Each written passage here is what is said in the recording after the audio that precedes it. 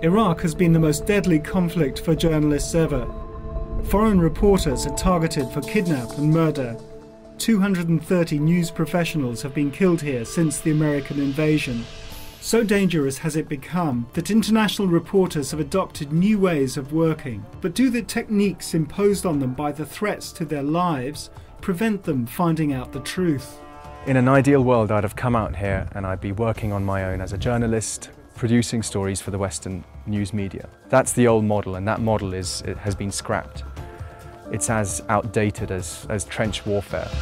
At the height of the conflict in Iraq, international journalists were mostly confined to their offices and depended heavily on local reporters. As an editor at the Institute for War and Peace Reporting, Neil's task is to train local reporters in fact-based journalism. So he relies on local journalists to report for IWPR's website.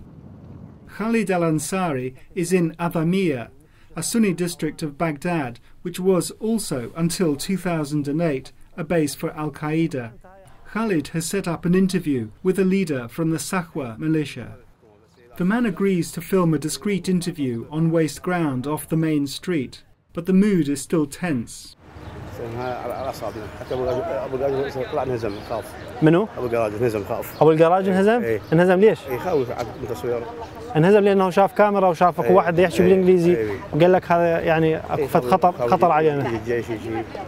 Khalid's work does not end in Adhamiyah. Neil wants him to go an extra mile for the story. He asks him to find out about tensions in Abu Ghraib, a dangerous Baghdad suburb that is notorious for its prison. I will contact a friend of mine to report for me, because that area I cannot risk my life.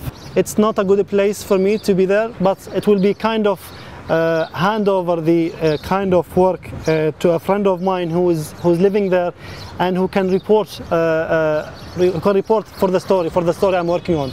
As a rule, journalists working with IWPR are forbidden from subcontracting their stories. Only in the most exceptional cases will this method be used. Typically, if it is too dangerous for a reporter working alone to gather all the information. But the practice is widespread in the Iraqi media. The information for the story almost becomes like this thing that's transmitted through a circuit of relatively static reporters. It's like those ways you see soldiers hauling sandbags when they're building a wall. They stand in a line and the sandbag gets passed from soldier to soldier to soldier. It's the most efficient way of communicating something. Subcontracting is not without risk, but this method is sometimes the best way to get information from dangerous areas. We have to find a way a mechanism of making sure it's true, making sure it's accurate. We make it very clear to them that they have to be transparent. And not only do you need to be transparent in what you report, but you also need to be transparent in the way you went about your reporting. It's extremely important. Uthman al-Mukhtar is an award-winning reporter who works in Fallujah, a former centre for the insurgency where journalists need to work carefully. Occasionally, he and his colleagues rely on each other to gather quotes. He calls their network a circle of trust. شبكة اتصالات ويا مراسلين، المراسلين دول صحفيين أيضا، وبعضهم أشخاص ثقات جربناهم بالسابق وتأكدنا من صدقية معلوماتهم. Uthman recently had to outsource part of a story to a trusted colleague from another town. He was warned he would be killed if he visited the area himself.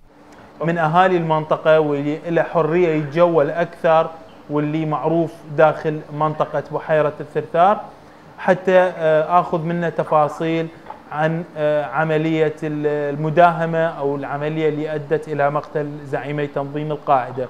But outsourcing raises doubts about who stands for the truth of the story. One of the biggest problems is that you lose control over the veracity of the story because you don't know if someone has really seen what they say they have seen. Just as the insurgency has evolved, just as warfare has evolved rapidly, very, very fast, in the same way reporting has evolved very, very fast, and it's changed into a completely new beast. And we're still learning what this beast is. We're still trying to classify it when we come here from the West and look at it. There's no existing genus that it fits into. It's a strange animal.